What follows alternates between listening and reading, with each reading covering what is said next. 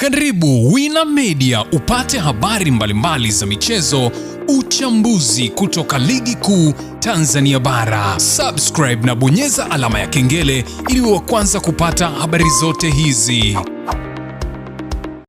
Mambo vipi mwanamichezo, ni wakati mwingine tena mzuri kabisa tunakutana katika chaneli yako pendwa kabisa ya Wina Media, tukiweza kujuzana yale yote makubwa ambayo yanaendelea kwa sasa ndani ya kikosi cha klabu ya soka. Si wengine unazungumzia hawa ni klabu ya soka ya wananchi Young Africans katika mwendelezo wa kile ambacho kinachoendelea kwa sasa kwenye kikosi chao. Mambo yanaonekana kwenda tofauti kweli kwenye kikosi cha Young Africans. Unaweza kusema kwamba hili linalokwenda kutokea litakuwa ni pigo kwa wananchi endapo likikamilika kulingana na kile kinachoendelea. Ni kuhusiana na kamati ya masaa 72 juu ya mchezaji Djigui Diarra, golikipa wa klabu ya soka ya Young Africans, kutokana na tukio ambalo aliweza kulifanya katika mchezo wa ligi kuu ya soka Tanzania bara kati ya Young Africans dhidi ya Mtibwa Sugar. Baada ya kile kilichoweza kutokea, mambo yakaenda hadharani Diarra kwa matukio mawili ambayo huenda yakaweza kumuweka katika hatari ya kuzikosa takriban mechi kadhaa. Sasa Diarra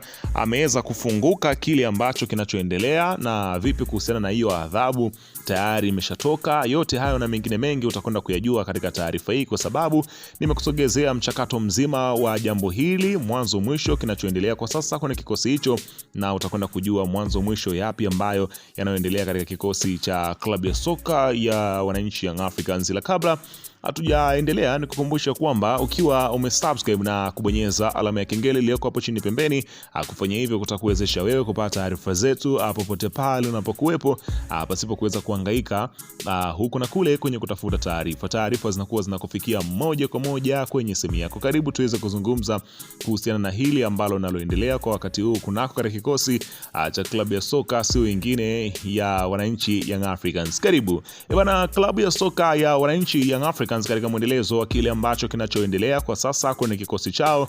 Mambo yanaonekana kwenda tofauti na vile ambavyo hesabu zilikuwa zinapigwa. Tegemeo kubwa kwa sasa kwenye kikosi cha Young Africans ni Djigui Diarra. Sasa taarifa kuhusiana na kufungiwa kwake ndio zitakazo simanzi kwa wananchi Young Africans, kulingana na tegemeo kubwa ambalo wananchi Young Africans wanalitaka ndani ya kikosi chao, ambapo inaelezwa kwamba Diarra ambaye yupo kikangoni kwenye kamati ya saa 72 baada ya matukio kadhaa yanayoashiria uvunjaji wa sheria za ligi aliyoyaonyesha golikipa wa Young Africans Djigui Diarra uwanjani katika mchezo wa ligi kuu NBC kati ya Mtibwa dhidi ya Young Africans, ambapo inaelezwa kwamba miongoni mwa matukio ni tukio la kwenda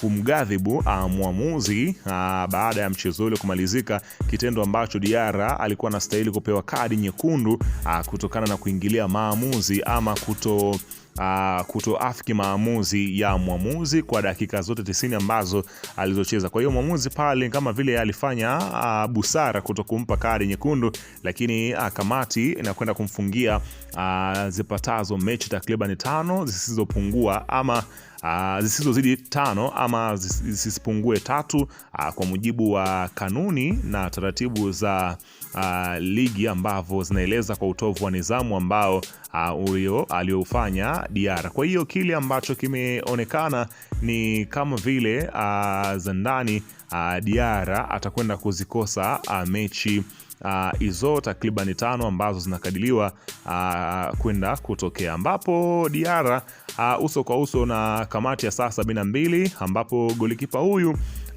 inaelezwa kwamba kile ambacho kimeandikwa na hapa nazungumzia bin Kazumari Jemedari Saidi, ambapo yeye amesema ya kwamba Djigui Diarra ni golikipa mzuri sana na bora pengine kuliko kipa yeyote wa kutoka nje kuwahi kuja kucheza hapa Tanzania, lakini pia ndiye kipa kutoka nje amekuwa na nidhamu mbovu kuliko, ila amekuwa anaruka sana vikwazo. Mechi na Simba alimfuata mwamuzi kama hivyo, kwenye video ya pili akalambwa kadi ya njano. Leo mwamuzi amekuwa wa ajabu, anamtishia kwa kadi ambayo hakutoa, uamuzi wa ajabu na kizamani kuliko kawaida. Katika namna ya kushangaza kabisa alikurupuka kwenye kibano cha kamati ya saa 72 baada ya kuonekana akimpiga kiwiko mchezaji wa Mtibwa pale KMC Complex kwenye mchezo wa raundi ya kwanza. Leo amemvamia mwamuzi wakati na kanuni ya 41 kifungu cha 5 itamfyeka kwa vyovyote.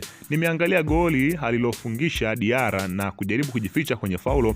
Sioni faulo hiyo alokuwa anaitafuta. Mpira kila akiguswa ni faulo. Diarra kubali makosa, maisha yaendelee, arekebishe na tabia zake. Yeye ni mchezaji wa kawaida kama wengine. Nakumbusha, hivi ndivyo ligi kuu ilivyokuwa zamani. Hizi timu hazikuwa na uhakika wa ushindi mpaka mpira uishe. TRA United, kazi kwenu. Kwa kile ambacho alichokuwa akiweza kukizungumza hapa. Anazungumzia Kazumari akiweza kuzungumzia sakata hili, lakini kile ambacho amekizungumza msemaji wa klabu ya soka ya Young Africans Ali Kamwe anasema kwamba Diarra kwa kile ambacho kimetokea, sakata la kipa namba 1 wa Young Africans Diarra kwenye mchezo dhidi ya Mtibwa Sugar limechukua sura mpya, wakati wapinzani wakipiga kelele mchezaji huyo afungiwe kwa utovu wa nidhamu. Afisa habari wa Yanga Ali Kamwe amewajibu kwa kejeli nzito: wale walioshindwa kutufunga uwanjani wanatafuta ushindi wa mezani. Diarra ni mlima, na mlima au tingishwi na upepo wa mitandao. Mambo makubwa matatu: mbinu za mezani. Ali Kamwe anadai hizi ni propaganda ya kudhoofisha klabu ya Yanga baada ya kuona uwanjani haishikiki wala haifungiki. 2. Ulinzi wa chuma. Yanga imesisitiza itamlinda Diarra kwa nguvu zote dhidi ya hukumu za mtani. 3. Kijembe kwa Simba. Je, ni kweli sheria ni msumeno au kuna watu wanaweweseka na ubora wa kipa huyu? Je, Diarra anaonewa au sheria ichukue mkondo wake kwa kile ambacho kimetokea, ambapo kila mmoja kwa sasa ukipita katika mitandao ya kijamii topic kubwa ni Diarra juu ya yeye kuweza kufungiwa kwenye hapa nazungumzia namna ambavyo yale ambayo watu walikuwa wanayasisitiza, ambapo kila mmoja amekuwa akiweza kusisitiza Diarra afungiwe na apewe adhabu nzito kwelikweli kwa kile ambacho alichokifanya baada ya mchezo ule kumalizika, kwa kile kitendo ambacho alichoonekana amekifanya. Moja kati ya vitu ambavyo kwa sasa vinasikiliziwa,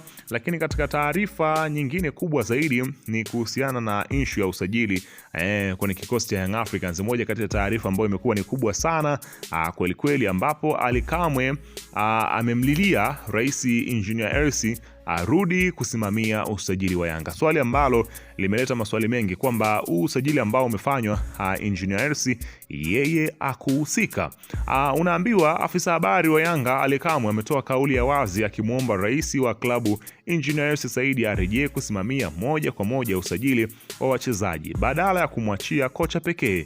Nitumie nafasi hii kumwomba rais wetu arejee kusimamia swala la usajili. Haya mambo ya kumwachia kocha peke yake kwa sasa hapana. Kauli hii imeibua maswali mengi miongoni mwa wadau. Je, usajili wa Yanga umefanywa chini ya makocha tofauti? Je, kuna mgawanyiko wa maamuzi ndani ya klabu?